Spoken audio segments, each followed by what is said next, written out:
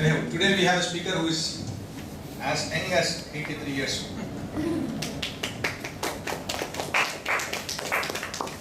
Apart from learning the legal lessons from him, I would also request you to learn the living lessons from him.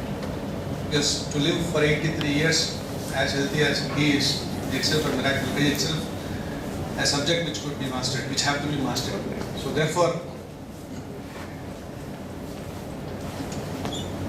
in fact, in every area of practice there are two portions. One is the trial, the other is the appellate side. Most of the new generation are moving towards the non-litigation side. But in the litigation side, it is the trial and the appellate side which keeps us exciting. And in fact, that trial and appellate side has probably kept him exciting for the last 55 years. He was born in 1937. He finished his law in 1959. And since 1959, he had been practicing on the criminal side, both on the trial as well as on the appellate side, but more on the trial side as I know him. Because I know him for the last 20 years, more specifically for the last 16-17 years I know him. He is a very close friend of my senior Mr. A.Ragunathan. Both were at loggerheads in so many cases. So therefore I know him as my senior's friend. After my senior's demise, I follow him as my senior. So that's how I know him very closely. This trial and this appellate side keeps him exciting, and he is still, even today, he is ready to speak even for a day if you brief him. That's Mr. Ragunathan, who will enlighten us on the various aspects of criminal law today, which will include the Criminal Procedure Code, the Indian Penal Code, as well as the Evidence Act, apart from some special acts which have now come into existence lately. So therefore, he would be addressing us on various criminal laws of the today. I welcome Mr. Ragunathan.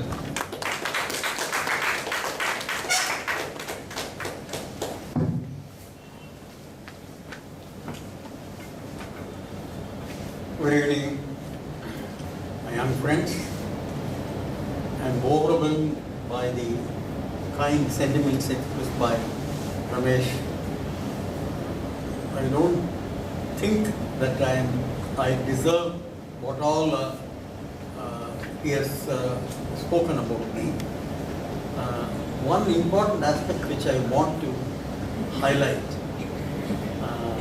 to you is that the palm should go to people like Ramesh, because in my family, my father was a lawyer, my two uncles were lawyers, my grandfather was a lawyer, though of course he passed away when I was pretty young. But I had the distinct advantage of being trained by my father and uncle, who were peers in the profession. So therefore, if I am something today in the profession, you will agree that it is because of the way they, both my father and uncle, guided me. I think Balaji may perhaps know my father. You know my father? It's Nagarathan, Turban. And I always used to say that Balaji and I are in the same boat because his father also, so he's a very good friend of mine, though a few years younger than I. But I will say with legitimate pride that Balaji is out-herded his father. Remarkable. And I have my, as I stepped in, I found Balaji. It was a kind of trepidation for me, I must confess, because I've been watching him address several meetings, addressing several lawyers. And just now he told me that the great jurist, Justice Nagamuthu, also had a word of praise for the way he spoke about the rent control law and other subjects. Why I said I have a little bit of trepidation is because when I observed him talk, there was just nothing was simply extempore. He spoke so beautifully, and my God, something very remarkable about it. And I'm afraid it may not be possible for me. I'm a plodder.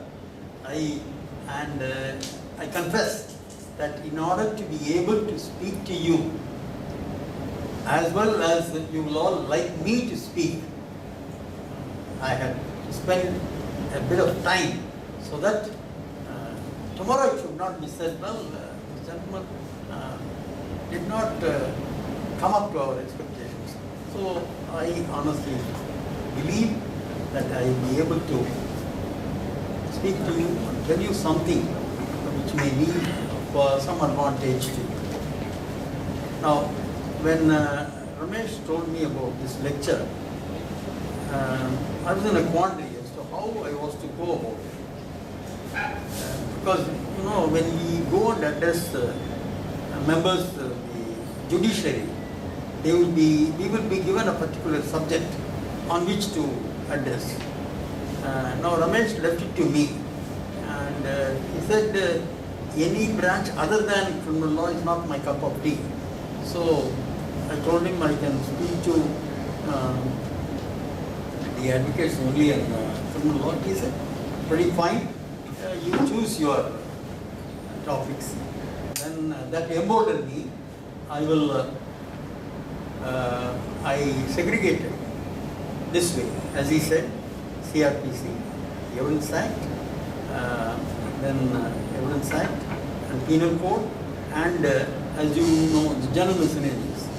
And finally, I told Ramesh, you must give me a little bit of time for me to share with our young friends a few anecdotes touching my career as a practitioner. He said, the floor is yours. I couldn't have put it better. So therefore, now let us come to brass tacks. I will start with what I have to say about the criminal procedure code. You know, CRPC contains as many as 465 sections. But if you are going to talk about these sections, well, the time is totally insufficient. So I picked up a few sections of CRPC which will be of some interest to all of us, including for me. And then I decided I would address you in regard to those sections. So let me start with section 4 of CRPC. I can do it with this. Is it okay? Update no. Section 4 of CRPC.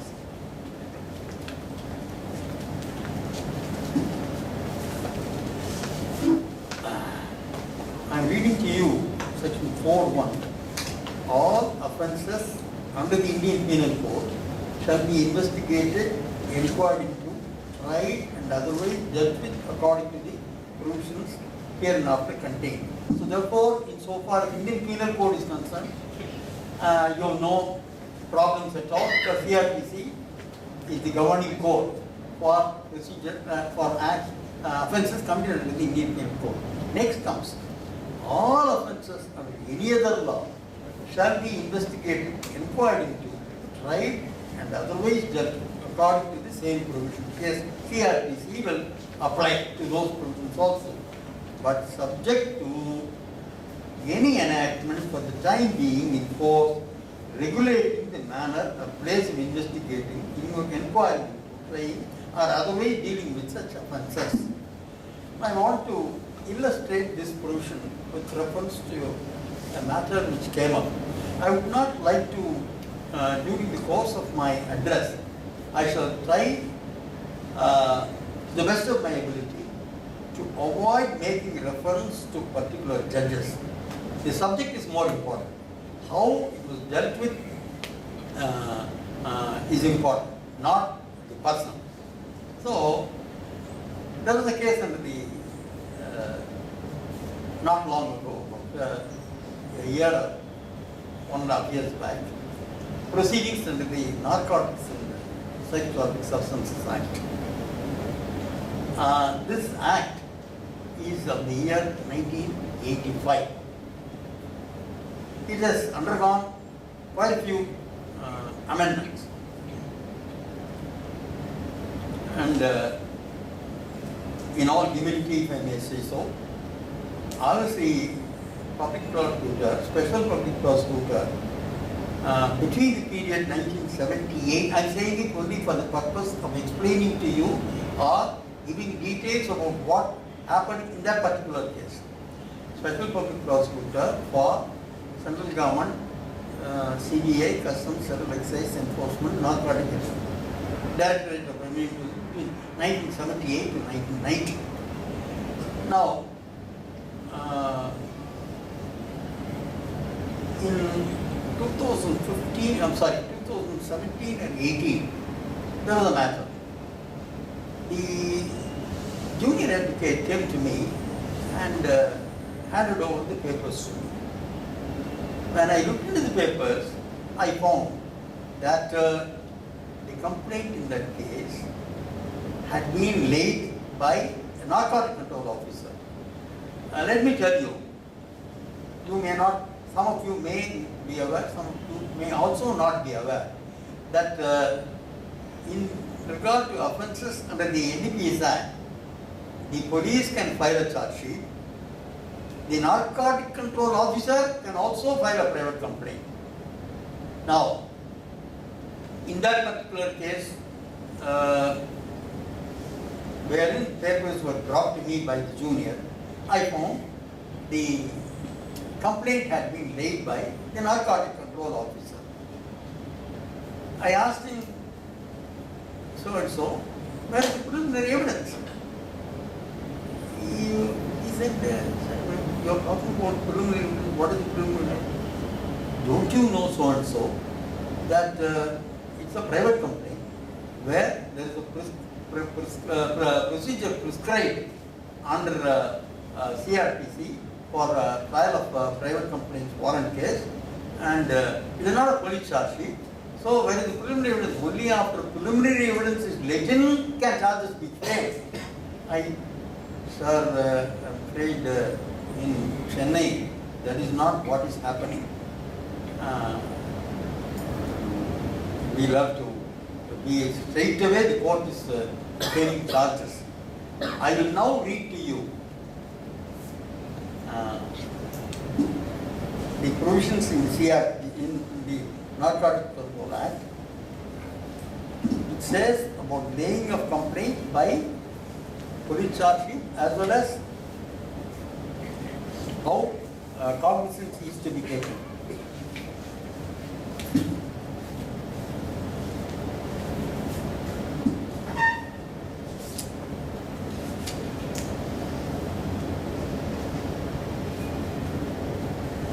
There is one provision which says that cognizance can be taken both on a police charge sheet as well as on a private complaint by narcotic control officer. And if cognizance is taken by a narcotic control officer, necessarily without letting in evidence, you cannot frame a charge. So therefore, I filed a petition before the judicial officer, trial judge, saying you will have to direct the narcotic control officer to let in evidence and then only get along with the case. What the procedure that has been adopted by you is not legal. No sir, we cannot accede to your prayer. This is what we have been doing. So you please get along with the case. Then I asked the junior, sir, so much of there is, I have already been in prison for, yes please. Preliminary inquiry is an inquiry under 202 or 244? No, only under 244, gentlemen. What are you talking about? 202. 202 plus 1 and 244. No, that is before issue of summons. Now the summons has been issued, the man has appeared in court, copy of the The complaint. difference between 202 and 244 is 202 and 244. 202 also are taking cognizance. Now I would request you to wait because these children may not quite be aware of, don't go into nuances. You please follow me carefully. At the end you ask me, I will tell you. Now, So therefore I asked the instructing counsel what to, he in turn inquired the client. Client said, sir, I am really tired. Please get along with the case. The trial went on. Not unexpectedly, the judge convicted the client and sentenced him to 10 years and 1 lakh fine. They had to file the appeal. I requested the Honorable High Court Judge to have the case taken up because the man is inside. He also agreed. The first point that was raised before him was that with regard to the taking of cognizance, because in quite a few cases, let me tell you, where a warrant case was not tried as a warrant case and tried instead as a summons case, Justice Thakur, as his lordship then was, sitting with another judge whom I do not remember, awarded a cost of 50,000 rupees on the complainant. So therefore, it's a procedure that is not contemplated by law and it's thoroughly illegal. But unfortunately, the learned judge did not agree with me. I illustrated where the legislature had wanted the procedure to be followed as that is being followed in the session scale. A reference, a particular reference would be there in the act. I told him I drew the judge's attention to section 44 of the Prevention of Money Laundering Act.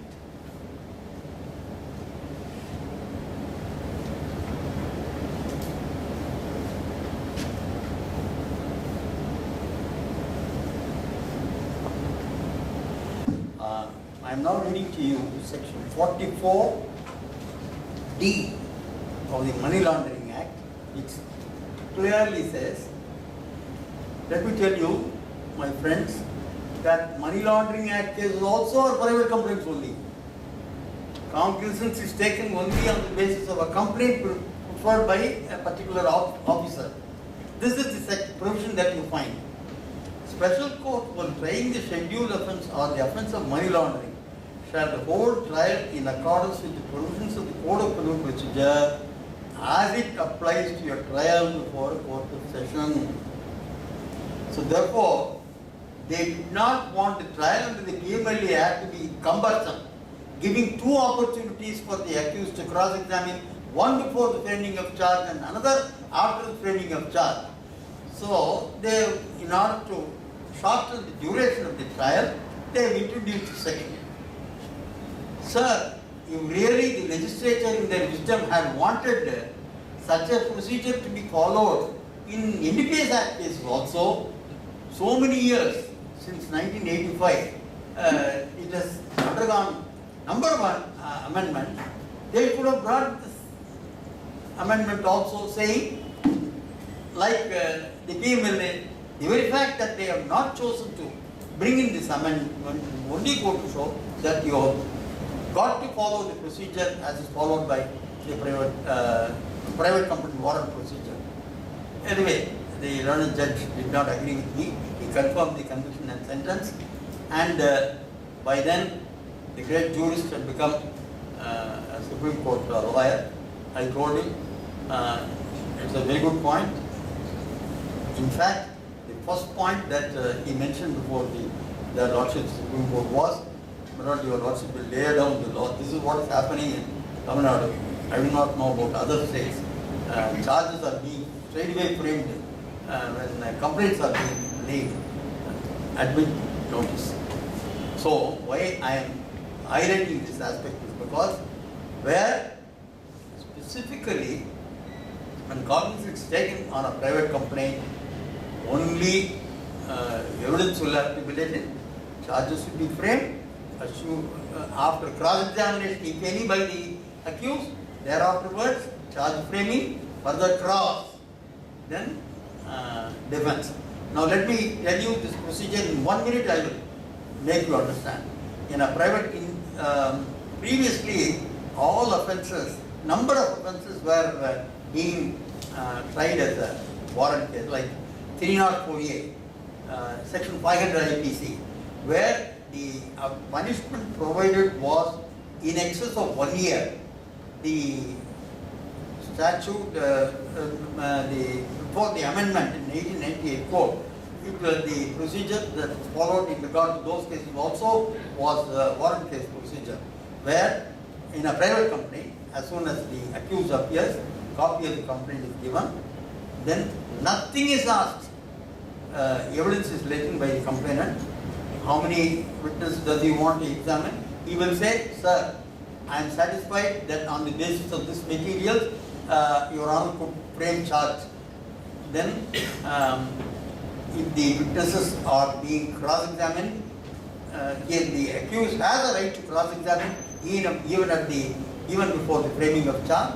Then, after charges are framed, he has got a right to recall whomsoever he has already, complainant has already got to give evidence, further cross-examination.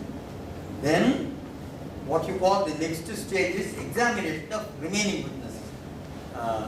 If before the framing of charge, the complainant says, sir, I have examined 3 witnesses, that will suffice for framing of charge, those 3 witnesses will be called for further cross-examination. Thereafterwards, those witnesses who have been left behind in the list of witnesses can be called as further witnesses. Then accused statement 313, defense, arguments, etc. That is the procedure that is to be followed in regard to private complaint, warrant case. Then, that is the first section about which I want to take you. We now come to the next section I would like to tell you about is section 162 CRPC. This 162 CRPC is one section where the policeman records the statement of witnesses. For all intents and purposes, let me tell you that it is not for the paper on which it is written, because you can use it only for the purpose of contradiction. Beyond that, it does not serve the accused any purpose at all. So, there is an interesting case. In 2000, it's a case of the year 2012. 2014 is a murder case where the accused had been charged with the offense of murder. He had made a statement before the police. Reading of that statement would give the impression that there were certain extenuating circumstances which would bring the offense, which on the basis of which the accused could demonstrate that he would not be guilty of the offense under section 302, but he would be liable for the offense under 304, part 1 or part 2. Now, this statement of the accused made before the police officer was pressed into service by the counsel for the appellant. Now, nobody can fault that lawyer, because all earlier judgments in regard to that aspect of the matter, where the accused makes a confession, you can't call it a confession, makes a statement, a reading of which will show that there were points in his favor to mitigate the offense, to alter the offense from the graver one of 302 to the lesser one of 304 part 1. Our High Court had no Supreme Court decision at all. Our High Court had uniformly held you can take advantage of what he had said before the police. Now the same argument was placed before the judges of our High Court, but the honorable judges, the honorable judges refused to accede to that prayer, holding that the character which being 162 statement made to a police officer cannot lose its effect at all, because it is nonetheless a statement made to a police officer. You cannot make use of it on any other.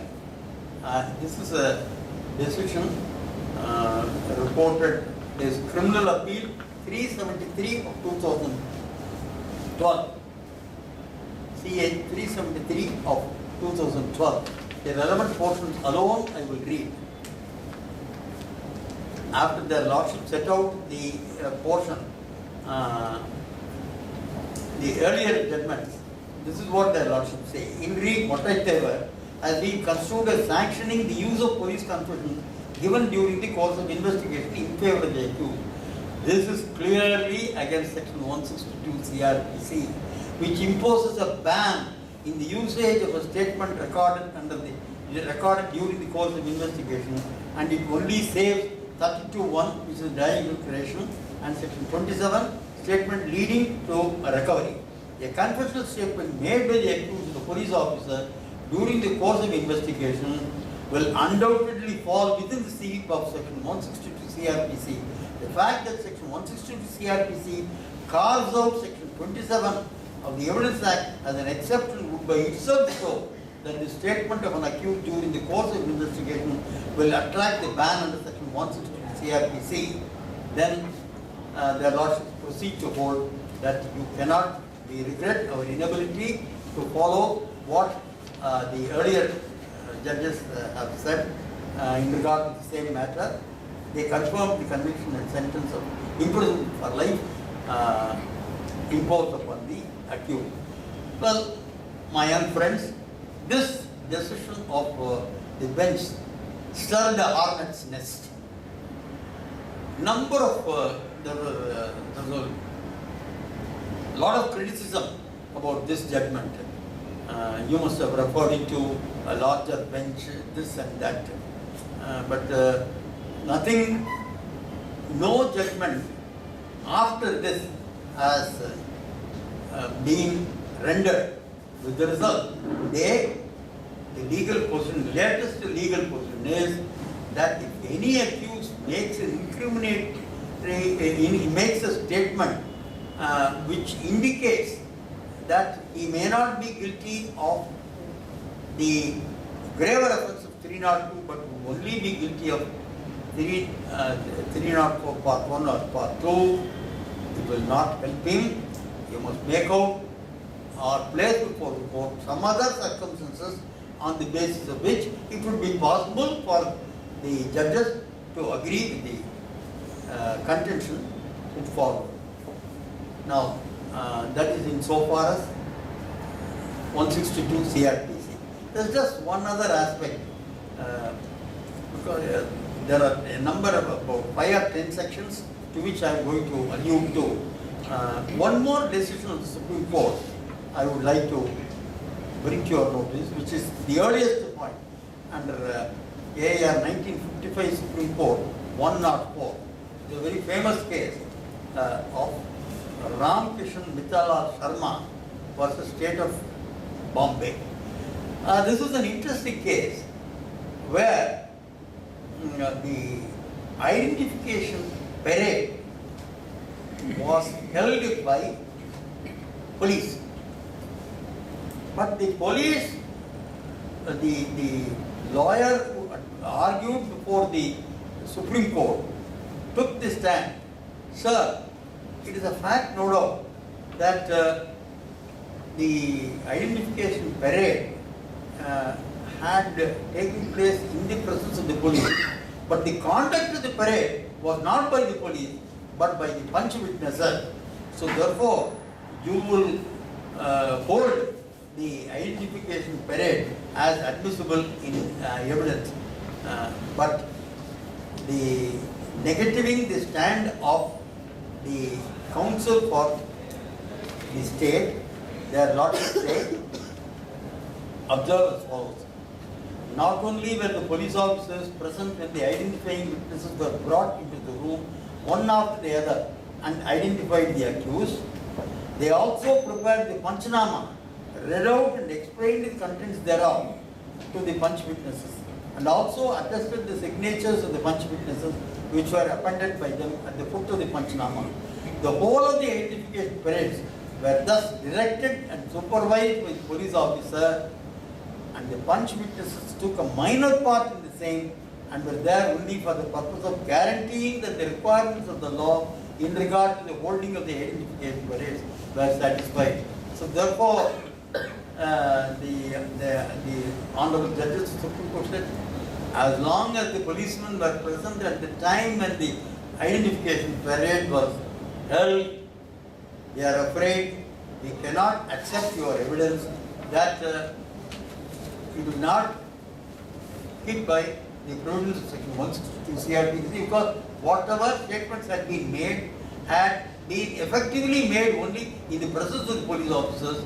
So therefore, nothing to it, you will not agree.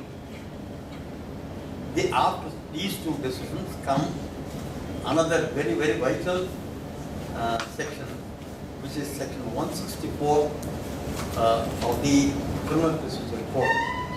164 CRPC is a provision where a magistrate is enjoined to record the statement not only of an accused but also of the witnesses. I will come to the portion of Section 164 where the magistrate examines statements of witnesses.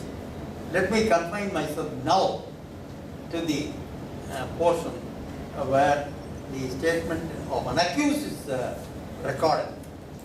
The first, the important test which the Supreme Court has in any number of cases laid down is, you must pass that statement which, supposing the accused confesses to a crime, he tells the policeman, sir, I am in mood to give a confession statement. I want, as a matter of expiation, as a remorse, as a matter of penitence, I want to make a clean breast of the whole thing. Please produce me. And then the investigating officer feels, yes, this man is prepared to confess. It will be a very, very vital piece of evidence. So therefore, he makes a police officer gives a requisition to the magistrate, and the magistrate sends for the accused from prison, and then has to ensure that the statement that he was going to make was a voluntary one. The twin tests that I spoke to you about when I began to tell you about 164 is, first it is voluntary, second is truth. If in the first test the court is not satisfied, the trial judge comes to the conclusion that the statement that had been relied upon by the prosecution is not acceptable as being voluntary, there is no question of it going to the second test of finding out it is voluntary, true or not. It has got to be, to use the language of the Supreme Court, it has got to be rejected brevi manu. It has got, you cannot go into that second step at all. Now, while on this aspect of the matter, I had initially thought I would not refer to that particular case at all. Ramesh may not quite agree with me, but still, because it will generate some interest, I won't bother you with the details of that case, because it's a heart-rending case. I will say only this much. My client, whom I defended, is awaiting the hangman's noose. We do not know. Now that Nirbhaya is going to take place on 20th March, we do not know when it is. This man's going to suffer the same fate. We do not know. I took up the defense of this man. This is something extraordinary that happened in the High Court. Never has it happened in the history of the High Court, my young friends, that the High Court has permitted certain witnesses who had testified before the trial court to be called and cross-examined in the High Court. That privilege was extended to me because I was able to satisfy the High Court that the procedure that had been followed, not much of an opportunity had been given to the counsel, who was a state brief counsel, to cross-examine vital witnesses. So therefore, I should be permitted to cross-examine. Their lordships were inclined to permit, and I cross-examined. It will be a shock or a surprise to you to know that the first thing that the magistrate who records the confession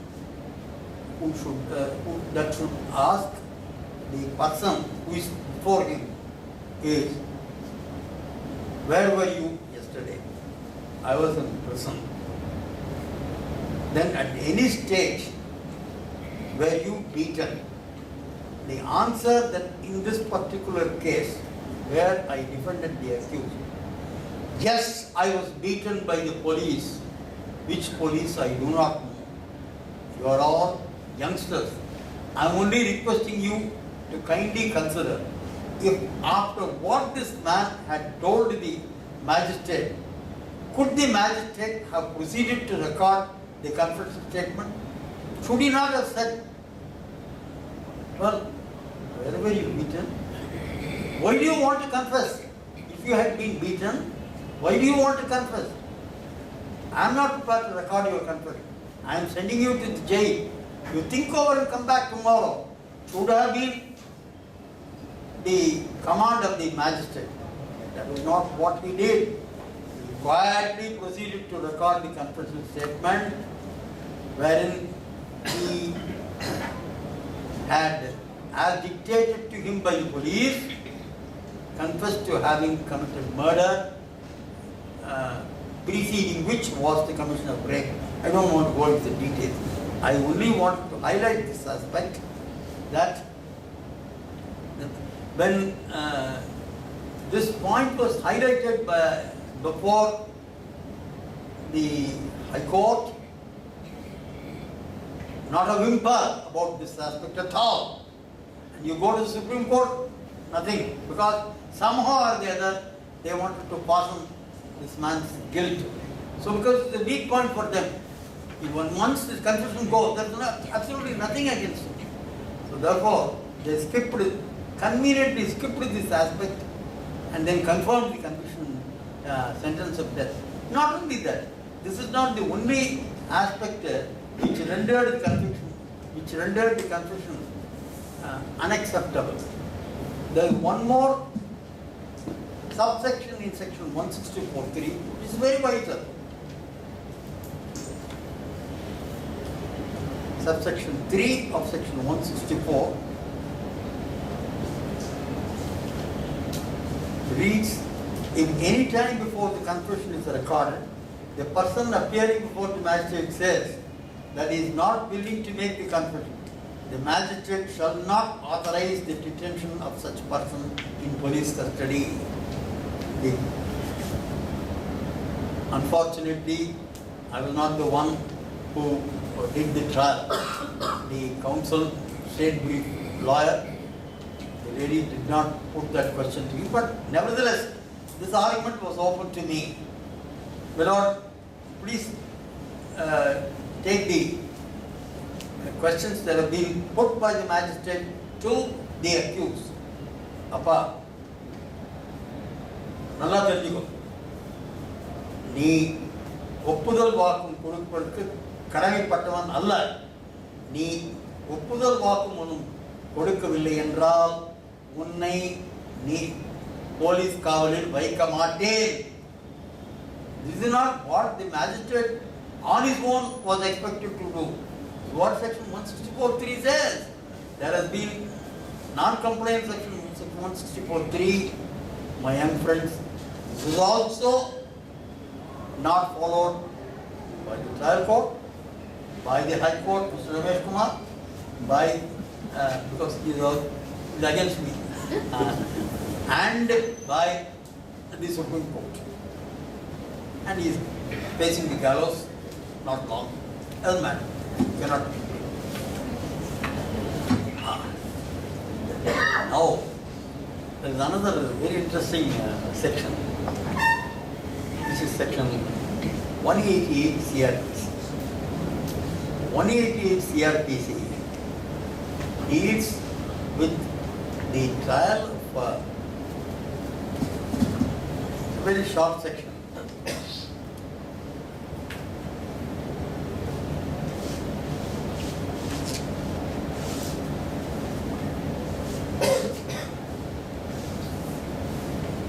It deals with persons who commit offences outside India. Let me tell you, if a person is a resident of India, goes abroad and commits an offence there, an IPC offence there, he can very well be prosecuted. Here in India there is no difficulty at all. But if a non-resident, a person who is not a resident of India, commits an offence outside India upon a lady, a daughter-in-law, somebody relative outside India, he cannot be prosecuted. Now let me read an important provision in section 188.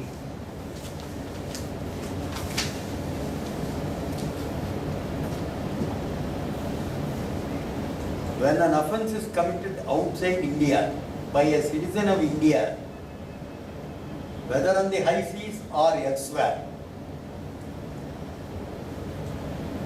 he may be dealt with in respect of such offence as if it had been committed at any place within India at which he may be found.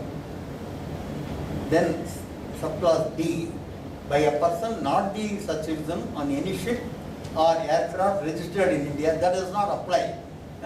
What is relevant for our purpose is, by a citizen of India, whether on the high seas or elsewhere, the proviso that follows that is found in this 188 is important, provided that notwithstanding anything in any of the preceding sections of this chapter, no such offence shall be inquired into or tried in India except with the previous sanction of the central government. So therefore, husband and wife live in America.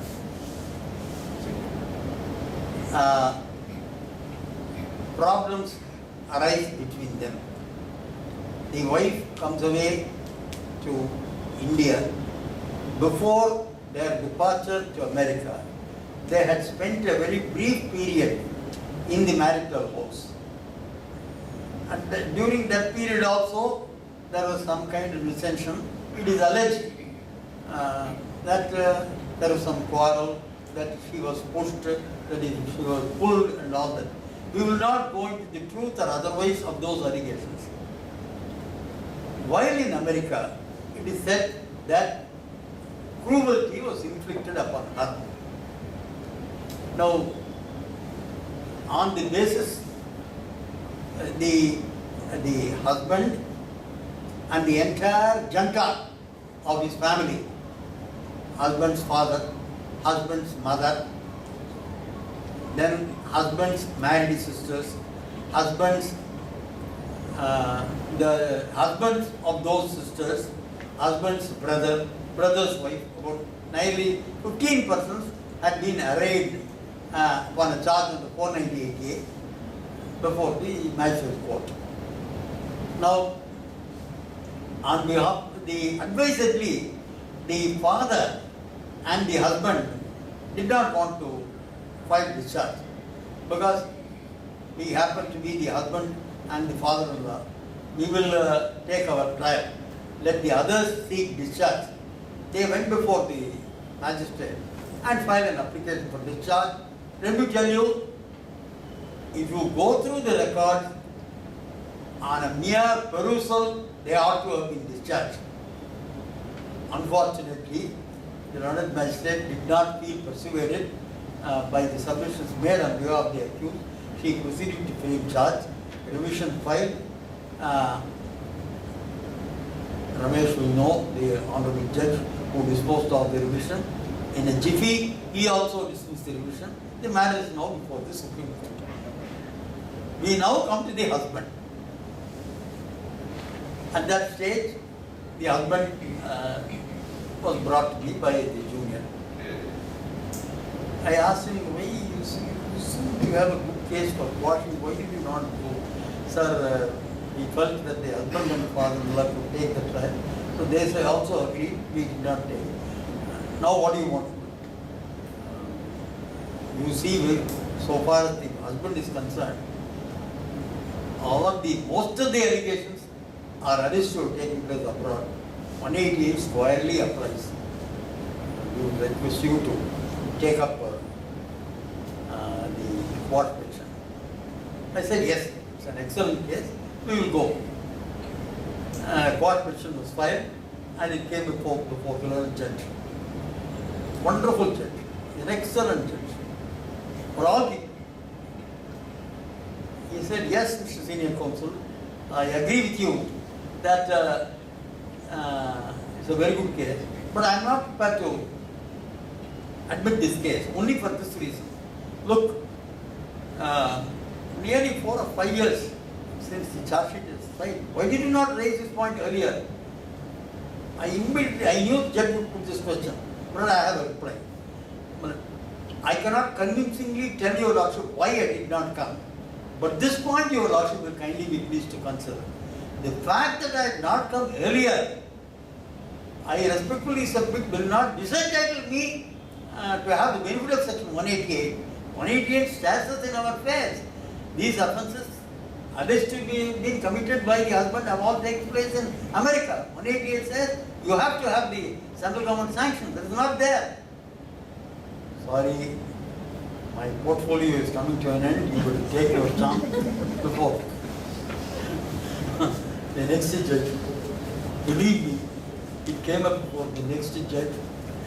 The next judge, equally fine judge, he had not known, because these cases of this nature do not come up often. The Honourable Judge had not had occasion to deal with section 188. I carefully read the section. I find that let the Honourable Public Prosecutor tell your Lordship if there is any sanction. Straight he turned to the other side and said, Mr. So-and-so, you have a sanction. Verify. If there is no sanction, the proceedings insofar as the husband is concerned will stand quash qua the offences committed by him in America. Agreed? All right. Then Senior Counsel, see, there are other accused also. They are not before me. I do not know, I do not want to know the stage of those proceedings. I will do one thing. You say your client is in America. I will grant, dispense with you. That is as much as I might have got stay. So therefore my client is in America. He doesn't have to come at all. So now those 15 accused are before Supreme Court with their discharge application. My client, the first accused, is here before the High Court. It has not seen the light of day, though it is nearly 6 months. The matter is still to be listed. I highlighted this 188 because very, very salutary provision which saves quite a number of persons who are said to have committed offences abroad and are unnecessarily being prosecuted. You know, if you go and ask for sanction, central government is certainly in one case, Justice Singhi has said at distance of time, central government will certainly not grant sanction. Doesn't matter. We will not go into all those questions. You must arm yourself with the sanction before you prosecute a person who is said to have committed offences outside India. This is the view expressed by the Supreme Court in 2011, 9 SEC 527. The relevant portion alone, I will read. In all judgments, I want to assure you, there is just no point in my reading paragraph by paragraph. A note alone will do. This is what the lordship said in paragraph 14-16. Held section 188 proviso regard, it is 2011 9 SEC 527, 2011 9 SEC 527, Tota Venkateswaralu was a state of Andhra Pradesh. Offences committed outside India by Indian citizens, requirement of previous sanction of central government for inquiring into or trying such offences in India, situation where accused committing some offences outside India and some within India considered, held 188 proviso regarding sanction is a factor and powers of investigating authority. However, such factors are imposed only when stage of trial is reached, which means that insofar as investigation is concerned, by all means he could. There is no factor at all, he can jolly well investigate. But when you come to the laying of the final report, nothing doing. You will have to get the sanction. Accordingly, up to the stage of taking cognizance, no previous sanction would be required from central government in terms of section 188 proviso. However, trial cannot proceed beyond cognizance stage without previous sanction. Therefore, magistrate, this is what the honorable judges say. If you leave apart offences committed outside India, go ahead, get along with the trial as regards offences committed within India. There is not much for them.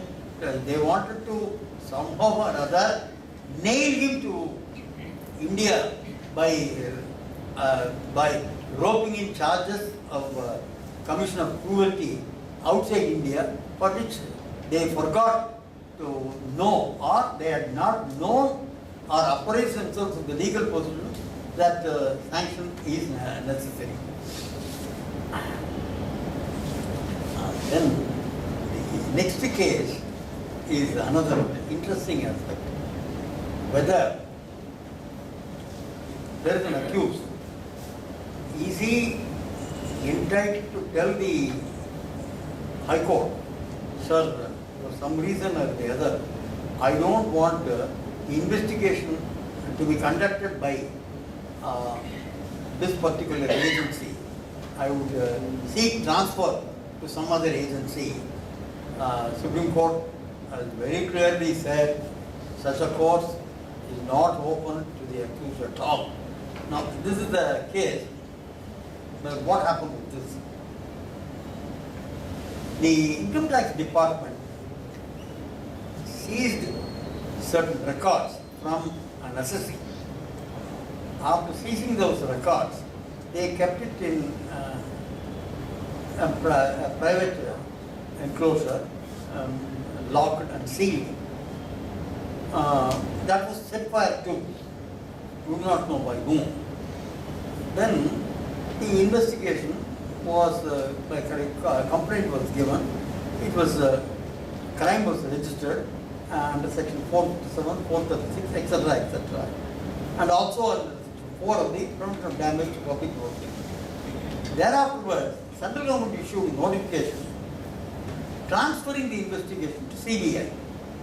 The legality of this notification was questioned before the High Court. The High Court dismissed, the High Court allowed the allowed the prayer, saying that no particular reason had been assigned why this investigation was being transferred from the local police to the CBI. Therefore, we quash it, is what the High Court said. The CBI went up to the Supreme Court. Supreme Court said nothing, no reason need be given. That is number one. Secondly, you have no business to, the accused has absolutely no say at all in the matter. of investigation. He cannot say, this is what they say in paragraph 8. Accused cannot, this is a decision reported in 1997 Criminal Law Journal 63, page 63. CBI versus Rajesh Gandhi and another. This is what they say, let not alone. Accused cannot have a say in who should investigate the offence. He starts with decision to investigate a decision on the agency which should investigate does not attract principles of natural justice. So therefore, after this decision came into force, came to be delivered, there has not been any case where the accused has challenged the transfer of investigation, the prerogative of the government. They can transfer it to any agency as they wish, depending upon the exigencies of the situation. That cannot be questioned at all by the accused. And I do not know if those who are practicing the criminal side are aware of this old decision. I'm sure it's going to be a surprise to you. This is rendered by, this is an unreported decision, rendered by Justice Malai Subramaniam, where I have got a copy of this decision. Whenever I address the members of subordinate judiciary, I tell them what you are doing is wrong in the light of what His Lordship has observed. Now you go to the High Court with an application for stay, and let me take it. Nowadays, you are applying for dispense with the appearance also. In our days, that was not the practice. I'm talking about 30, 40 years back. We only filed a petition for to dispense with that, sorry, for stay. In this particular case, because of the stay, dispense with application had not been ordered, the magistrate appeared to have taken coercive steps and should able to do or done some such thing. This is brought to the notice of Justice Malai. He says, trial court not to insist upon the periodical appearance of the accused in cases where proceedings before the court have been stayed. Now it is 20 rupees. In those days it was 2 rupees. We never applied for it. But routine, as a matter of routine, we apply for dispense with this order. But according to Justice Malai Subramaniam, which is a case reported in Criminal OP 31-280 and 31-281 of 2002. Ramesh, I am giving this copy to you for you to make a copy and then circulate. Then Whether I'll have all my questions at the end of it. yeah, whether the persons before whom you are going to produce it are going to follow this, I don't know. But let me tell you. Then we come to. Sir, you'll have to clarify the judgment against you. Clarify the judgment against you. You want to clarify? Not like everybody. What the, yeah. What? The crux of the judgment is when the matter has been stayed. What is the consequence which flows? The petitioner has filed these petitions to dispense with the appearance of the petitioner before the trial court. I am at a loss to understand as to how the trial court could insist upon the appearance of the accused in spite of the stay granted by this court. That is when the matter has been stayed by the High Court. Yes. The accused, the Lord Magistrate cannot insist the appearance. That is what I am at a loss to understand. But see, when once the hands of the magistrate have been tied, you cannot do, you have stayed in the proceeding, but you have not dispensed with this person, so I will issue a bill to you. That means, are you not committing contempt of the orders of the High Court? The Honorable Judge has not said it in so many words.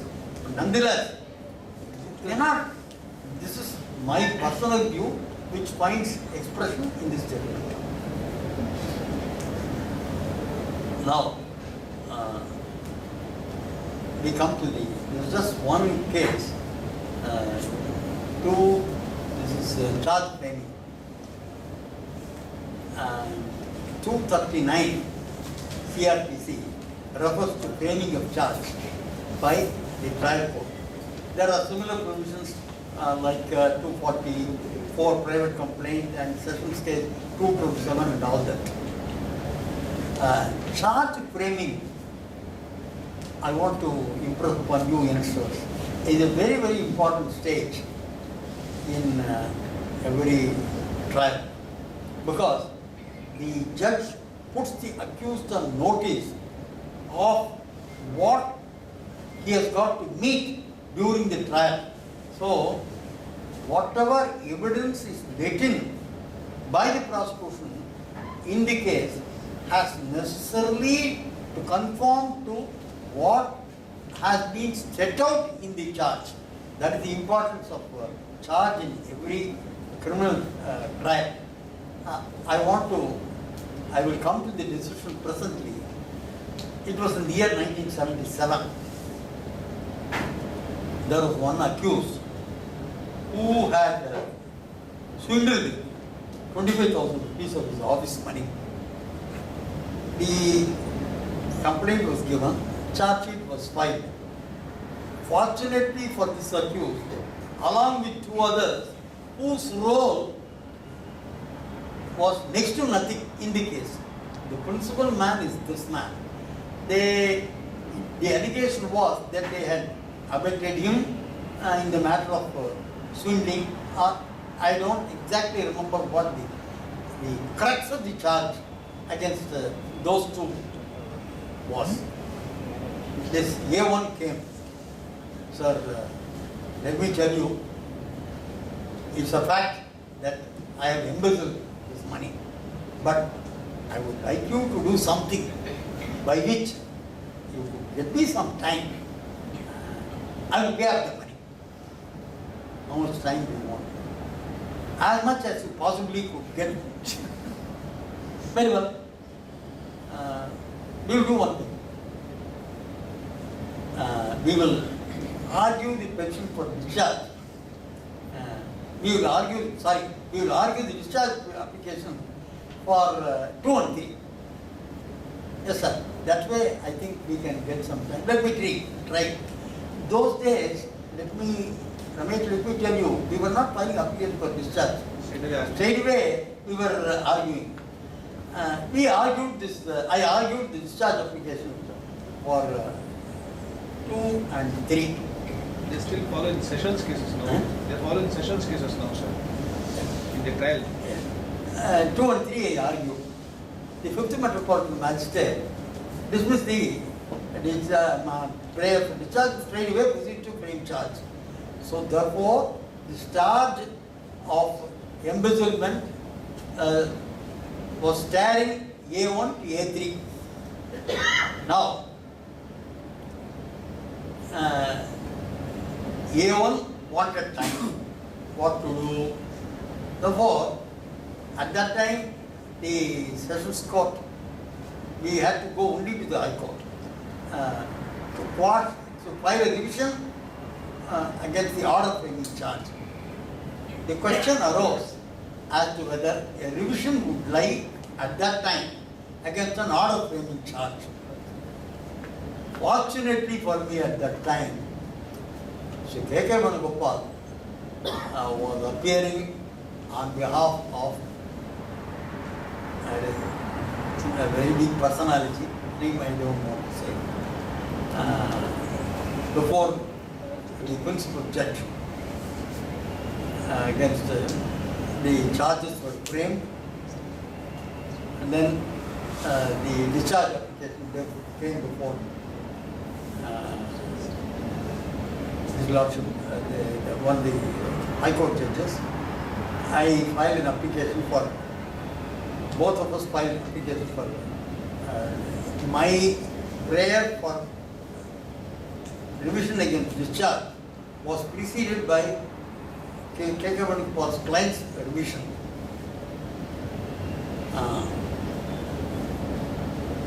Orders had been pronounced dismissing My application also suffered the same fate. Revision discharge, dismissed. Against that order of dismissal of the discharge petition, A.Ragunathan went for his client to the Supreme Court. I also went for my client to the Supreme Court. Supreme Court admitted his revision. His SLP, my SLP also was admitted. By the time it came up for final disposal, 3 years hence, Supreme Court directed that revision ought to have been heard. The Honorable Mr. Justice Padmini Jayathure allowed my revision and discharged 2 and 3. So my client had got the 3 or 4 years time that he wanted. He had by then garnered twice that amount. He paid his company and purchased peace with the police. Now that is the importance of charge framing. I will not give you the details of so many cases, but one important passage in this judgment which underlines how vital charge framing is.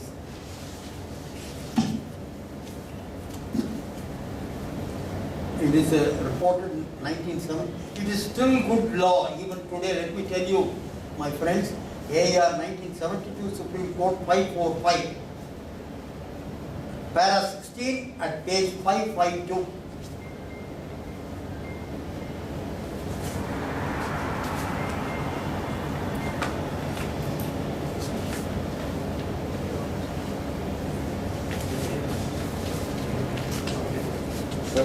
Forceful. I am reading to you paragraph 16, the relevant portion alone. The argument that the court at the stage of framing the charges has not to apply judicial mind for considering whether or not there is a ground for presuming the commission of the offence by the accused is not supportable either in the plain language of the section or on its judicial interpretation or on any other recognized principles of law. The order framing the charges does substantially affect the person's liberty, and it is not possible to countenance the view that the court must automatically frame the charge merely because the prosecuting authorities, by relying on the documents referred to in section 173, consider it proper to institute the case. The responsibility of framing the charges is that of the court, and it is to judicially consider the question of doing so. Without fully adverting to the material and the record, it must not blindly adopt the decision of the prosecution. In 1 minute, I will tell you what this case is about. There was a company which had been charged, whose directors had been charged with having conspired to forge certain documents and all that. The learned Chief Metropolitan Magistrate West Bengal went through the records and found that there was no material at all necessitating the framing of charge. So he boldly discharged the accused. Aggrieved by the discharge, they went to the High Court. The High Court set aside, what is all this? Such a big case, you must have routine manner framed, not in so many words, giving some reasons, extraneous reasons, they directed the charge to be framed. They went to the Supreme Court, and it is under those circumstances that the Supreme Court says nothing new. Pertinent argument to the Supreme Court. 1972. 1972, I have got to associate myself with this provision because I am battling a case. Again, Ramesh knows about it.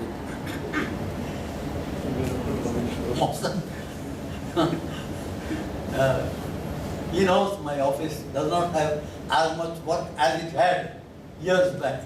So the very few cases, I do not omit to keep them away from me. I discuss with him and he always quarrels with me, always takes a point against me and argue. It's a different matter that I don't agree with him. Now, You don't agree with him? I don't agree with whatever you may say. Point. சொல்லுங்க sir தப்பா நினைச்சு பாருங்க. Agree with the point. Have you ever said yes sir? I agree with you. It's formidable. You never said so. You have not said it, and I'm pretty sure you are not going to say so. And I want to always see the other side of the coin. One side you have shown me, I will show the other side of the coin.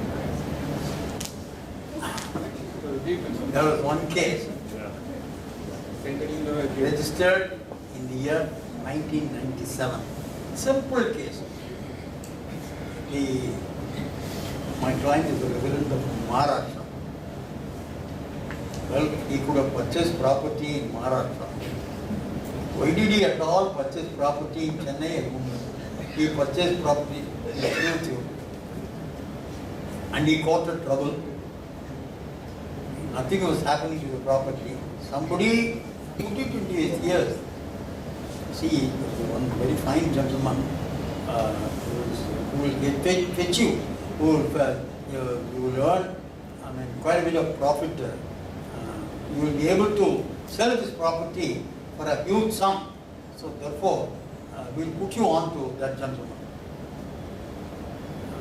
Then he says, yes, he executes a power of attorney. And in those days, there was no registration of power of attorney needed. So he executed power of attorney. Somehow it occurred to him that all was not well with that person. So he decided to cancel the power of attorney. This man was disappointed. He thought he could make a big chunk out of this deal. So, one point very much in favor of the person is, that agent is, that my client is from Maharashtra. So he took advantage of the fact and forged his signature. Went before the registrar, because the buyer will want to be satisfied. If it was a registered power of attorney, then it will guarantee some kind of legitimacy about the transaction. So therefore, he goes before the registrar, forges the complainant's signature, and sells the entire property right, left and center, and makes a huge, I'm talking about 1997, 5 lakhs, today is worth several crores. Then my client comes to know of it. He proceeds on the civil side, nothing was happening. Then he gave a complaint. It was at that stage that I entered the picture, not yesterday or the day before, in 1998. It's a complaint of forgery and cheating by the accused. From that time, he started playing ducks and drakes. He knew that it would not be possible for him to escape. Therefore, he decided to drag on the proceedings as much as possible. The charge sheet was filed against him in the year 1998. Then it's pending before the Georgetown Metropolitan Magistrate. 6 PWs had been examined. None of them was cross-examined by the accused under some pretext or the other. The proceedings kept meandering. My client, he had also testified, having come all the way. He too was not cross-examined. Nearly 10 to 15 years had elapsed. The matter came up, he was getting frustrated. An application to fix a date of hearing was filed. To direct the magistrate dispose of the claim was filed before the High Court. The Honorable Mr. Justice Prakash said the accused has taken too long a time. There is no way the matter could be kept pending any further. and therefore passed orders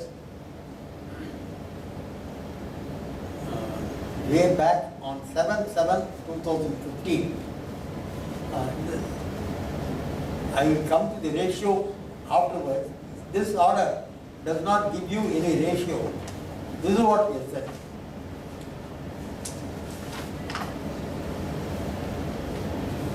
It is seen that the accused is deliberately not cross-examined all the prosecuting witnesses, and after cross-examination under section 330 CRPC, he has filed an application under section 311 CRPC for recalling the witnesses. The Honorable Supreme Court has deprecated this practice in several cases, and now the Honorable Supreme Court has held that the witness who examined in chief should have to be cross-examined on the same day. For the fault of the accused in not cross-examining the witness in time, the prosecution cannot suffer. The accused should suffer the consequences of his action. Under such circumstances, if the trial court is not able to secure the presence of PW1 despite reasonable effort, the trial court shall proceed with the trial, and because he had filed an application for recall of PW1 whose whereabouts were not known, examined 10 years back. So therefore, he was take advantage of the factum of the prosecution not having been able to secure PW1 with the trial, and the accused cannot be prejudiced. The trial court is directed to complete the trial within a period of 4 months from the date of receipt of a copy of this order. This order is passed in July 2015. You will think that after the Honorable Judge had directed the trial to be disposed of in 4 months, say we are in July 2015, it would have been over by December 2015, isn't it? No. The same practice continue. Once again, I have to come and beseech Justice Prakash. Fortunately, Justice Prakash was in charge for it. This is the order that is passed. It's very interesting.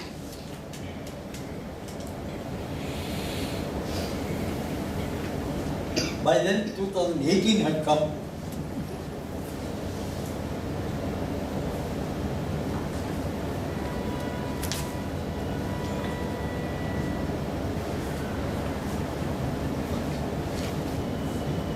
Same case. My client was the prisoner. I will skip other portions which are not, may not be germane, and not unnaturally. Justice Prakash asked for a report. I call for the report from the proceeding officer. Proceeding officer gives a report. Because you know very well, over a period of time, officers keep on changing. He gave an excuse so far as I am concerned. I have done my best to expeditiously take up the case. His Lordship quotes to previous what the Supreme Court has had to say. The tactics of the accused came to the notice of the Supreme Court and has led to 2 judgments. In Shivakumar Yadav, Supreme Court has clearly laid down the power under section 311 CRP. Now before I tell you this, the atrocity to which the accused could have gone, you could imagine. PDs 1 to 5, he files an application to recall. The magistrate orders notice. It is pending for counter. Naturally, he also does not file his counter. On one day, the magistrate said whether the APP files a notice or not, I am going to pass orders. He withdraws that application. My friends, what he does is, the very same day, he files another application. We will use 1 to 6. Those persons in relation to whom we had already withdrawn, he includes their names in a fresh petition along with PW 6 also, and filed another petition. And the wonderful magistrate should he not take the accused? What is all this? You are playing with the court. Just now you have withdrawn him. He said, counter. It is under those circumstances that I had to go. Then what how the Supreme Court has deprecated this practice. This is what he said. In this case, the prosecution witnesses were examined a decade back, and it is not known whether they are alive or whether they are in a position to come to the court and subject themselves to cross-examination. Therefore, irrespective of the fact whether the public prosecutor files the counter or not, the trial court is directed to deal with the section 311 CRPC, bearing in mind the law laid down in the aforesaid ruling. If the accused adopts dialogue, this is the provision. I do not know if Ramesh is aware of this decision of the Supreme Court. If the accused adopts, this decision, something which I had not known until this decision. If the accused adopts dilated act, the trial court shall remand them to custody under section 309 CRPC, following the law laid down by Shadow of the Pradesh v. Samunathi. Do you know about it, Ramesh? He follows the judgment on almost all the dismissal applications. No. 482, wherever he dismisses the application, he writes this, the court's decision, directs the magistrate to complete the trial within 6 months, or all the directions that were reported in this. But I suppose no judge has taken the cue from him and remanded the accused. Have we? No. No. But what I am telling you is, despite my having been a practitioner in 2001, I have not known about Second case, I will dismiss Pandana. No, I will dispense with your appearance. I will dispense with the one. this I have not known. That you are empowered to remand the accused. Yes. That I had not known. Supreme Court has given you a carte blanche. And registered to complete the proceedings CC number on the file of special court of trial applicable at Chennai within a period of 6 months from the date of receipt of a copy of this order. I read to you this decision before going to section 301. The accused knew that he has illegally got to 301 CRPC is for assisting the prosecutor. Assisting the prosecutor. Because I had made a prayer to assist the prosecution. And the accused files, I do not know, probably you could enlighten. I do not know if it is a practice in criminal courts, serious offences, mind you, where you are charged with forgery. Are you empowered to file a proof of debit? I hope not. The accused files a memo saying, well, Murugan, I want to examine myself as a witness in this case and does not have the courage to get into the box for depose. Instead, he files a proof of debit as his chief examination. I was simply taken aback. And the magistrate had accepted the proof of debit, and the wonderful APP puts 3 questions. How many questions? 3 questions by way of cross-examination. He has filed a 5-page proof of debit. Only 3 questions for him to come to the arguments table tomorrow and say, sir, I have given so many details in my chief examination. There is no challenge of any kind whatsoever, except suggestion. So please acquit me. That is going to be his argument. At that stage, I stepped in and said, I want to cross-examine. And naturally, the counsel for the accused was furious. Was furious. That is not good. Was furious. Oh, sir, he has no right to cross-examine and all that. I told him, see, I'm going to, after the break, I will show Justice M.M. Sundesh not know. Heartbreaking judgment has been given by him.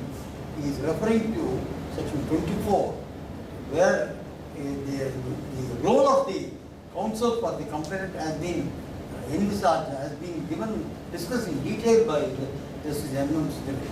And they said, no, my rights are not foreclosed. He is not cross-examined at all. The interest of justice are paramount.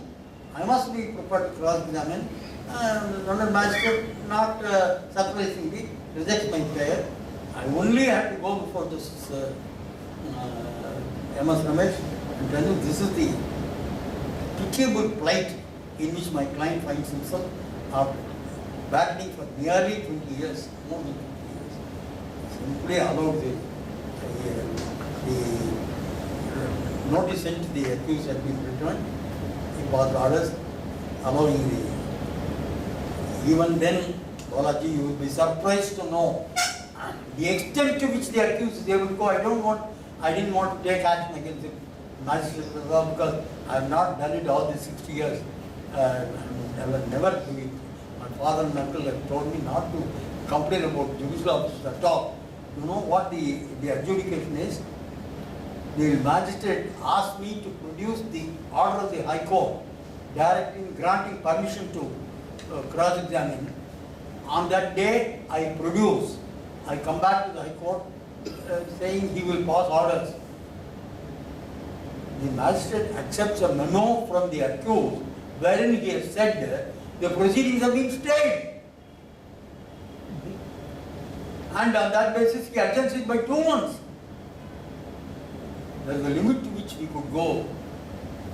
Balaji, I was really shocked. I was not able to tell the client at all the atrocity to which the advocates stoop.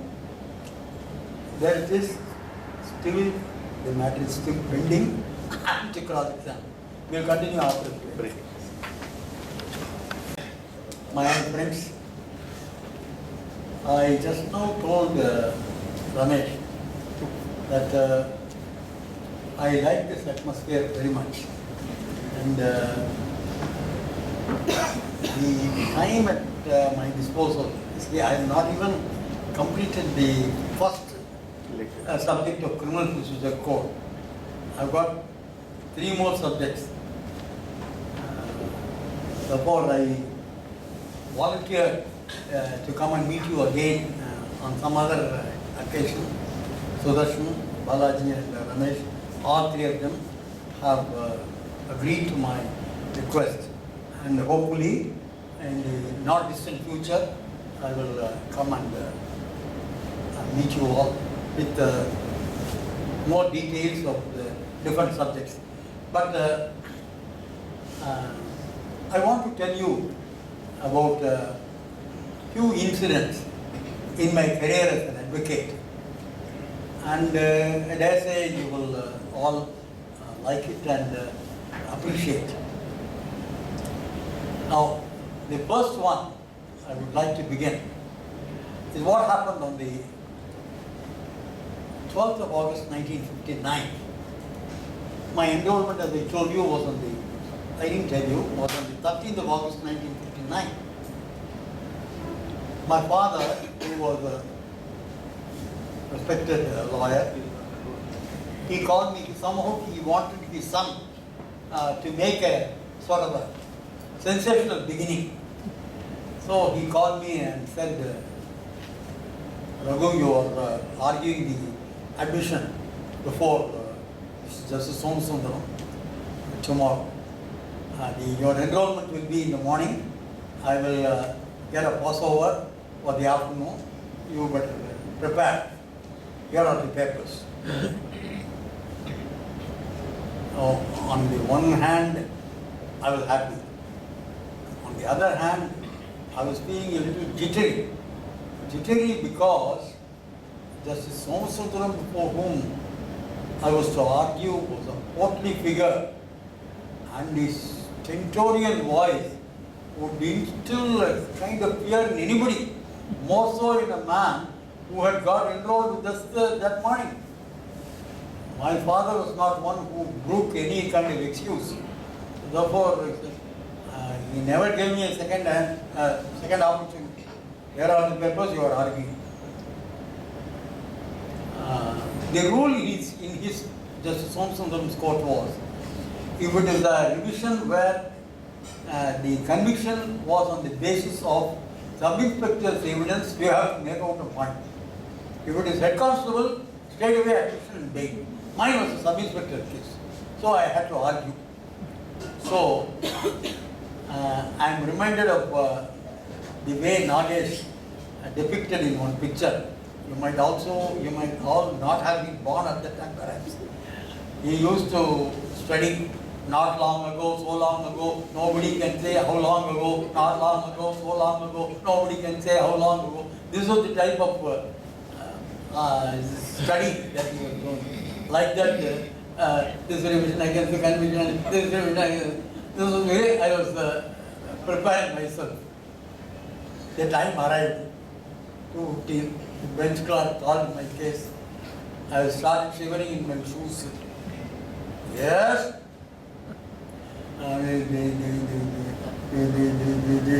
This was so. What is the come to the point. Young man, what is the case? Tell me. Thereafterwards, I was just not able to open my mouth even. When will you enroll? This morning. That's the best point. Admit bail. It was on that sensational note that I began my career. I think by God's grace entirely and by the grace of others, I have not looked back. And let me tell you, the kind of affection that I got from my seniors, you might have heard of those names, but you really miss the performance of those giants like Veera Gopalachari, V.T. Rangasamy, Mohan Kumaram, V.P. Raman, N.T. Vanamamale, T.M. Kasturi, G. Gopalswamy. Of course, not to omit my father and uncle, who shaped my career. And brilliant lawyer. So, 59 was my enrollment. Till 1962, I was just carrying bags. Around 30 rupees, what would you had to endure that period. I was just going with my father and uncle. Break came in 1962 when a lawyer in my street engaged me. The trial went on for 1 year. Of course, the accused convicted for 7 years. A huge sum of 1,000 rupees was paid for my services rendered for 1 year. I was very happy. Then 1964. See how my career has been shaped by all these factors. I want to share with you, but I have not had many opportunities like this. In 1964, a wonderful magistrate in Chedapet, by name Mr. A.J. Arnold, he said, Raghu, I would like you to come and meet me in my chamber during the luncheon. I was really worried if I had committed any mistake. Then I went and met him in his chambers. He said, look, your father and uncle are great lawyers. I find you are also coming up. You are shaping well. But one thing I am sad about is that you are appearing immoral traffic act cases. Persons appearing in cases of this nature disappear in no time. Those words are still ringing in my ears. That day, I stopped appearing in immoral traffic act cases. That was one guidance which I can never forget. Thereafterwards, This is unforgettable. You must have all heard about this N. Krishnaswamy Reddy. He was a public prosecutor.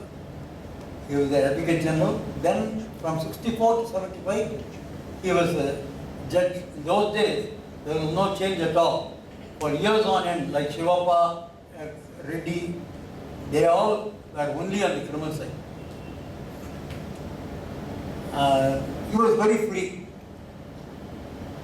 One day, what happened was, I was appearing in an insurance matter, employee state insurance.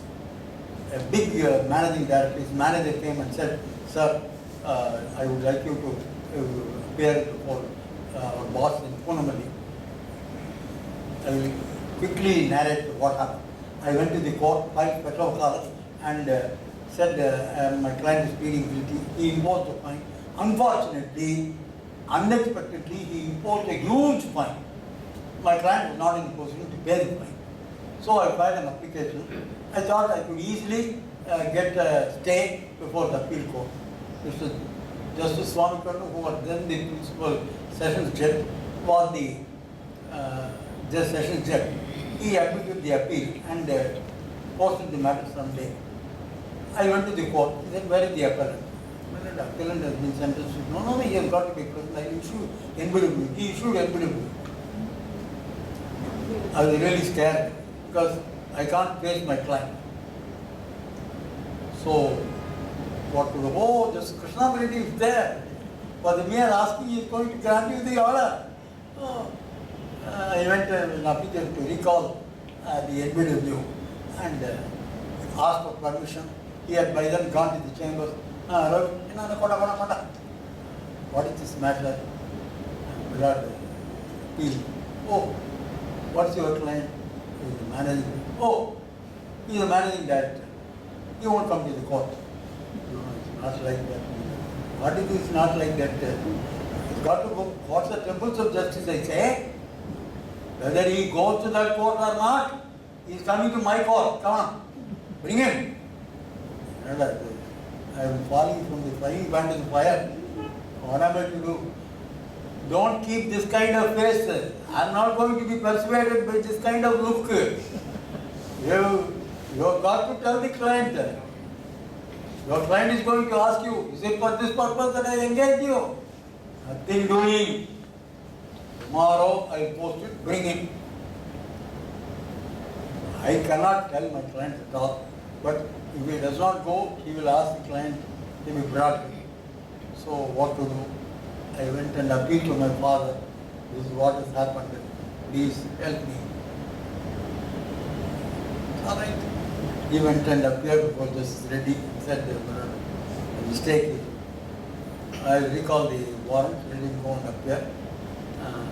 My father went with him only for my father to return. No, I was trying to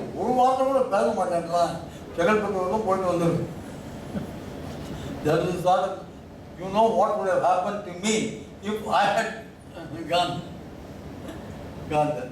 That is, from that date onwards, until my designation, I was not appearing by special wakalat at all for anybody. That was a big lesson for me. Don't appear by special wakalat. This was in the year 1974. Special wakalat? Special? CRP. Came 1976. Very sensational case. An old lady was 75 or so, was murdered by her grandson. And who engaged me? The brother of that lady, who was a practicing lawyer in the Supreme Court, M.S. Krishnamurti, whom I had engaged long back, 1966. He thought that I would be able to do something for him. So I won't go into the details. I went through the original documents and found a lot of discrepancy because There's so much of wealth of materials in the original records. So I was able to. 23 injuries had been caused by this man. He had literally hacked this lady. Unforgettable day was 30th of April 1976 when the bench clerk said, and the judge was a beautiful judge. Yes, Varadaraj, who unfortunately was not elevated. You must have heard of his father's name. That photograph is there, K.S. Naidu in the MBA, K.S. Naidu's son. SC 30/76, E.V. Kannan, Kottar உங்களை குற்றவாளி இல்லை அப்படின்னு சொல்லிட்டு விடுதலை பண்ணுறாங்க, நீங்கள் போகலாம். The man flings open the door, PJ court, and falls at my feet. Unforgettable. Even more unforgettable was this scene. I'm sorry, please do not mistake me, my friends. I just want to share with you my experience. That's why I'm narrating to you. ஐயா, நான் தெய்வத்தை பார்த்ததில்லை, பிரத்யக்ஷ தெய்வமா என் முன்னாடி நின்றுட்டு இருக்கீங்க, எனக்கு மாங்கல்ய பிச்சை போட்டீங்களா ஐயா. Such a momentous day was 30th of April 1976. 1977, 75, you all know that Doordarshan had come into Chennai. I had a flat. I tried for news reading, I was not able to get it. I was selected for comparing. Every Monday I used to do comparing. Somehow it was my misfortune that a couple of programs had to be seen by one judge. I appeared before the bench comprising Justice Athamay Pandian and Justice Anusani. Right, Prabhu, before you open your case. These days I find you more often elsewhere than in court. Sorry, not good for you. I don't know how your father permits. Stop it. I oblige your lordship. From that 1977 March, no more appearance in TV. Next anecdote, something which caused a deep scar. I filed an application 482. Justice Singaravelu admitted in order notice. Unfortunately, it came up before Justice Suryamurthy. Katpavanayan was the government advocate.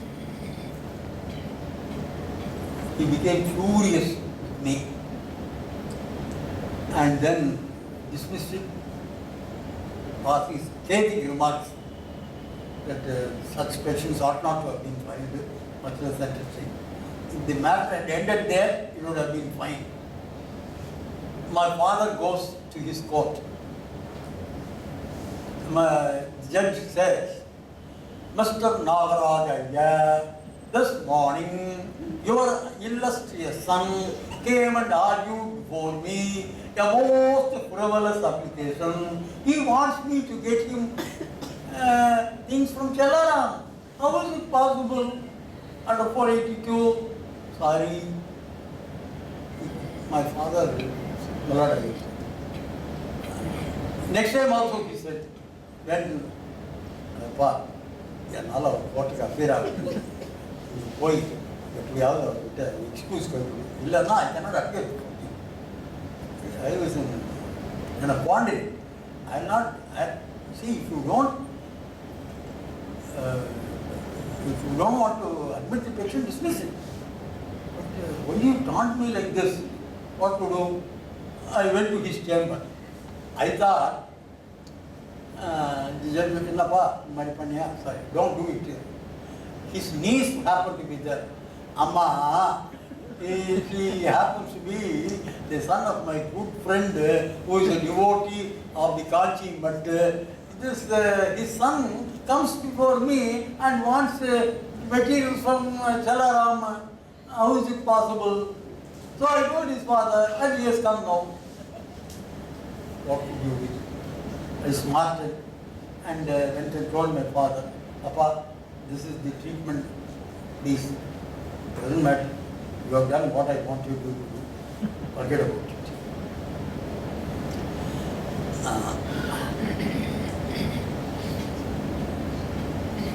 1978 to 1990, I was a special public prosecutor for all central government departments, except income tax.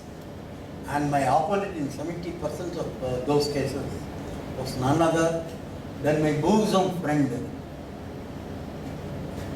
Mr. K. Panchalkesan, under whom Ramesh Kumar worked. Now, the irony is, an application or some matter would come up before court on Monday. I would go to his office because he was having an excellent library. I didn't have that kind of library. I would pick up books from his library and place those books before the court. The best part of it was, when I went to his chamber one particular day, office one day, the set, motorcycle as the judge used to call, would be in the room. I would pick up those decisions and cite them against Punjab case. That was the kind of friendship that we had, the two of us. But not once would he ask me, what are you going to do with this? Never. That is how our friendship. In fact, it was because Pachapplication was not getting designated, I did not want to seek designation. Wonderful person. Then after 13 years, I felt I was 53 at that time. I had been in the bar for too long a period. I called my steno and said, Ragunathan, please take down. I hereby submit my resignation. Send it without putting a second person. After the letter reached, word came to Mr. P. Radhamani. I was the special public prosecutor in the Magistrate Court, he for the High Court. He said, Napa, why don't you withdraw? I will tell them, sir, this is only for sir, that you have given me your seal of approval. Now, you are such a wonderful lawyer, excellent person, and who P.M. Prakash was under him. Such a great lawyer. So that was the kind of appreciation that I was getting during my period as special PP for 13 years. In 2001, I was appointed special public prosecutor for the state government to put it in a right vein for Amma's government. And the big shot was arrested and produced before the judge. The very great reluctance, judge passed orders remanding, but posted the case next day saying that he would cancel the order of remand. There were, I don't want to mention the names of 2 or 3 persons. Nobody was able to face the judge. Then they came to me. I appeared. Then that was the first time I was appearing before him. He said, "Oh, you're this person. All right. What is all this? This so-and-so has been remanded on the basis of a complaint which has been received from the corporation. Are you aware that earlier there has been a complaint and this is a second complaint? How can you register second complaint when the first complaint is there? I'm shocked to know from court that there is a second complaint, that there is an earlier complaint. Where is it? Come on. Amipa, let's go. Show the papers which the other side has. With the most respect, what you see in the papers is not evidence. See these judgments. I produced 3 or 4 judgments before him. So don't go by newspaper reports. If there is anything in the court, then you set store by it and haul me up, I will be able to answer. This cannot be called second complaint. No, it is the first complaint on the basis which rightly Your Honor has remanded. Then what do you say about the bail application? That I leave it to Your Honor, but the remand is perfectly valid and past orders, I have no objection at all. That was how our friendship began. One day he said he had some doubt. Sir, நீங்கள் கொஞ்சம் சொல்லுங்கள், தப்பாக நினச்சிக்காதீங்க. நான் உங்களுக்கு சாதகம் சொன்னால் இவர் கோச்சுப்பாரு, இவருக்கு சாதகம் சொன்னால் நீங்கள் வருத்தப்படுவீங்க, என்னை விட்டுடுங்க please. That's why I only mentioned this because Justice Ashok Kumar, subsequently he became a High Court judge, he took a great liking for me. Now comes a very sensational case. I will not mention the names. I am sure you will be able to guess. Don't ask me if that is the person. Armed with an order from a foreign country, my client's husband moved a writ of habeas corpus before Justice Nagamuthu and Justice Vanitha Suman. That was in the year 2017. My client had engaged some lawyer. That lawyer went and said she is otherwise preoccupied with this, that and all that. If your client does not appear on the next date of adjournment, we will simply pass an order saying that the children will be removed from her custody and handed over to the father. What is? Take down the order. Then the junior became panicky. Somebody went to say, I would tell you retired. I love Pongo. It was under those circumstances they came. What, Mr. Senior Counsel? Your client seems to think too much of herself. This is a court. She must obey court orders. Understand? Then the 2 or 3 adjournments went down. Finally, he passed orders. There will be mediation before the residence of Mr. So-and-so Senior Counsel at 108 Upper Samuel Court Street. He will mediate and try to bring about a compromise between the parties. 2 days, the mediation went on in my house. 3rd day, I could not remain in Chennai. I left it to my better half and told her, you please handle this situation and then we shall report it day after tomorrow to the court. The parties compromised on the 3rd day. The trick that she did was, she called the husband, she called the wife separately and told them something which fructified after they came together. That is another unforgettable case which I came across. I think I have 2 or 3 more incidents, but this one I must tell you before we find out. It was the 27th of April, this is Nagamuthu retired. 2nd of May, I went to his house just to inquire because he became very free. Sir,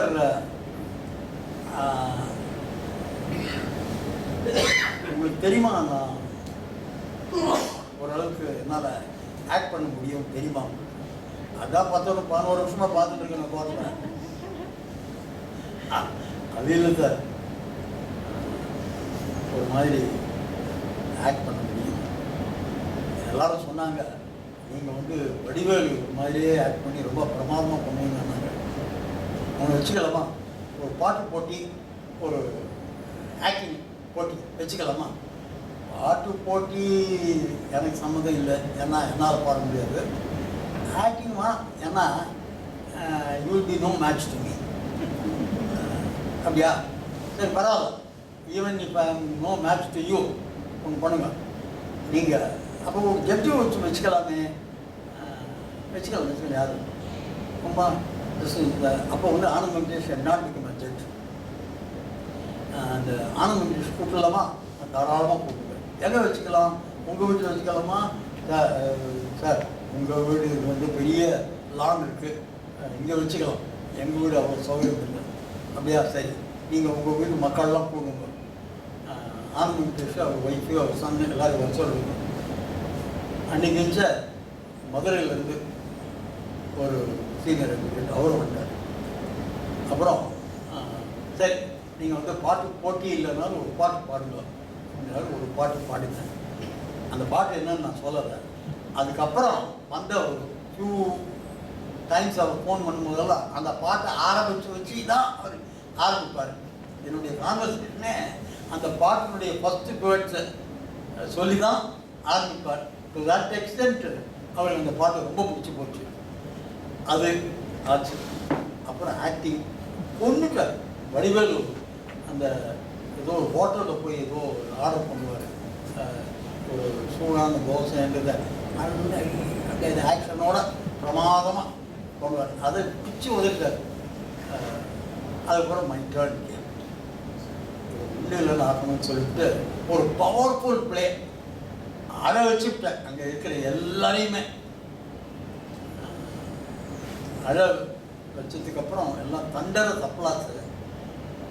Anand கூப்பிட்டு, sir தீர்ப்பு வச்சுருங்க, தீர்ப்பு சொல்லிடாதீங்க யாருன்னுட்டு, தயவு செஞ்சு ஒத்தி வச்சுடுங்கன்ட்டு. Because he considered that mine was much better than his. That was how, and I wind up with this. Again, I want you, this happened in 1996. The முன்னாடியே சொல்லியிருக்கோம். This was 1996. I filed a complaint under the Representation of People Act. Ramesh Ragunathan, the case on whose behalf, just keep it to yourself. I filed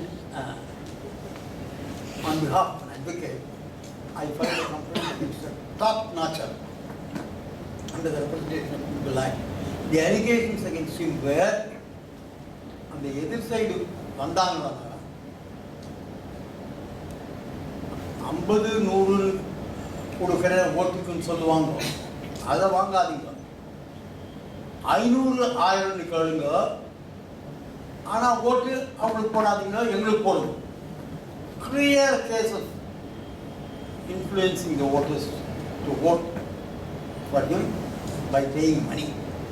இதை வந்து photo plus video எல்லாத்தையும் எடுத்து ஒரு private complaint போட்டாச்சு. Witnesses எல்லாம் exam நான் கொஞ்ச நாளைக்கு முன்னாடி ஆரம்பித்தோன்னா பாருங்க, வாரண்ட் கேஸு 3 வருஷம் சென்டென்ஸு. விட்னஸஸ் எல்லாம் எக்ஸாம் பண்ணி making out a private basic case. அவர் பாட்டுன்னு லாங் ரோப் கொடுத்தாரு. கடைசியில் அல்டிமேட்லி கம்ப்ளைண்ட் வாஸ் டிஸ்மிஸ்ட். ரொம்ப டிசப்பாயின்மெண்ட். என்னுடைய கிளைண்ட்டு அட்வொகேட் விடுறதா இல்லை. We filed a revision before the High Court. It came up before Justice Rangasamy. What is all this? மெட்டீரியலுக்கு summons issue பண்ணிக்க வேண்டியதானே, அட்மிட் இஷ்யூ நோட்டீஸ் அப்படின்னு. அன்ஃபார்ச்சுனேட்லி போர்ட்ஃபோலியோ மாதிரி it came up before another judge who heard me and appointed senior advocate as amicus curiae for the accused. We argued and ultimately revision also was dismissed. My client by then, the advocate felt disgusted. நமக்கு நியாயம் கிடைக்க போகிறதில்லை, அதனால் we will leave it at that. I hope by now you might all have guessed who that man is.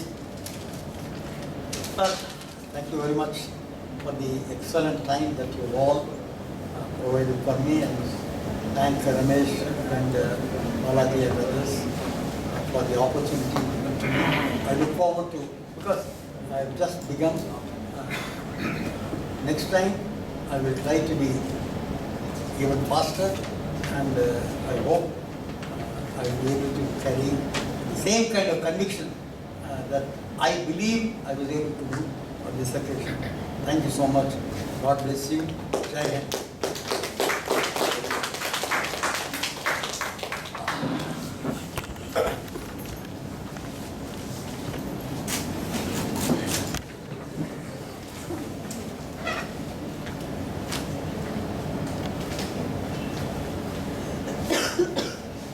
before we part with today's session, I would like to read observations made by Justice Prakash about Mr. Ragunathan in one of his recent judgments. I will have to read the entire paragraph because only then it will justify what he actually wanted to say. Mr. Ragunathan learned an amicus curiae.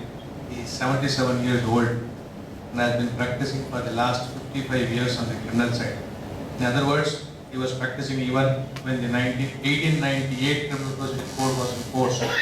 When he commenced the cross-examination of the witness before us, the court hall was very thin. On the next day, we were surprised to see the entire court gallery filled with students from the adjoining law college meticulously taking notes and members of the bar occupying the rest of the court hall. For us, it was a treat to watch Mr. Ragunathan cross-examine witnesses. He stood about 10 feet away from the witness, stand and frame this question in such a manner that the witness had to either say yes or no. There was no intimidation or filibustering cross-examination by him. He treated the witness with utmost courtesy and permitted them to even add and give explanation without interrupting them. Such traits are a rarity in the criminal courts today. His summing up arguments clearly demonstrated that he was not only thorough with the entire facts but also sound on the first principles of law in general, more particularly in the provisions of the Evidence Act. We fervently hope that those who were watching him in action would soon take a leaf from his book and blossom as competent trial lawyers. We record our sincere thanks to Mr. Ragunathan, Senior Advocate, who at our request accepted to defend the accused pro bono. These are the observations by Justice P.N. Prakash, where the Senior Counsel had appeared as an amicus curiae. So this is how we should shape our career in the profession. This is what I would like to thank Senior Counsel for guiding us on the subject. Thank you very much, sir.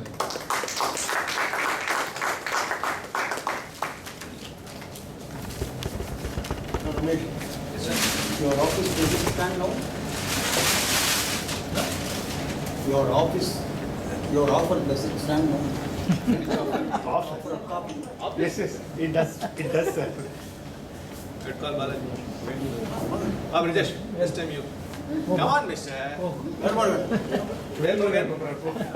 We'll all stand next to him.